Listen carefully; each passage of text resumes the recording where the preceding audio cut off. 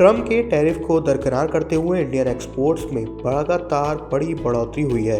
SBI की एक हालिया रिसर्च के मुताबिक फाइनेंशियल ईयर 2026 में अप्रैल से सितंबर के बीच एक्सपोर्ट $220 बिलियन रहा, जो कि पिछले वर्ष के इसी क्वार्टर में $214 बिलियन से 2.9% ज्यादा है। इसमें सबसे खास बात यह है कि यूएस को एक्सपोर्ट यानी अमेरिका को टैरिफ के बावजूद एक्सपोर्ट 13% बढ़कर $45 बिलियन रहा। हालांकि ईयरली बेसिस पर कंपेयर करें तो सितंबर 2025 में अमेरिका को भेजे गए शिपमेंट में पिछले फाइनेंशियल ईयर के सेम क्वार्टर की तुलना में 12% की गिरावट आई है। इसके अलावा रिपोर्ट के मुताबिक अमेरिका भी भारत का सबसे बड़ा एक्सपोर्ट मार्केट है, लेकिन जुलाई 2025 के बाद अमेरिका को कुल एक्सपोर्ट में बड़ी गिरावट दर्ज की गई है।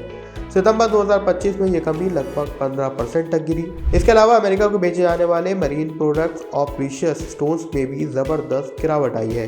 भारत के मरीन प्रोडक्ट एक्सपोर्ट में अमेरिका की हिस्सेदारी फाइनेंशियल ईयर 2025 में 20% से घटकर अब करीब 15% रह गई है, जबकि प्रीशियस स्टोन्स में इसकी हिस्सेदारी 37% से घटकर मात्र 6% ही रह गई। वहीं एक्सपोर्ट डाइवर्सिफाई भी हो रहा है। UAE, China, Vietnam, Japan, Hong Kong, Bangladesh, Sri Lanka और नाइजीरिया जैसे देशों में कई प्रोडक्ट सेगमेंट में हिस्सेदारी बढ़ी है। एसबीआई रिसर्च का सुझाव है कि इनमें से कुछ इंडियन प्रोडक्ट का इनडायरेक्ट एक्सपोर्ट भी संकेत दे रहा है, क्योंकि अमेरिका से बेशकीमती यानी प्रीशियस मेटल के इंपोर्ट में ऑस्ट्रेलिया की हिस्सेदारी 2% से बढ़कर 9% तक पहुंच गई है, जबकि हांगकांग की हिस्सेदारी 1% से बढ़कर 2% रह गई है। बता दें कि एक्सपोर्ट को बढ़ावा देने के लिए सरकार ने 45,060 करोड़ रुपए की सहायता को मंजूर किया है, जिसमें से 20,000 करोड़ की क्रेडिट गारंटी शामिल है।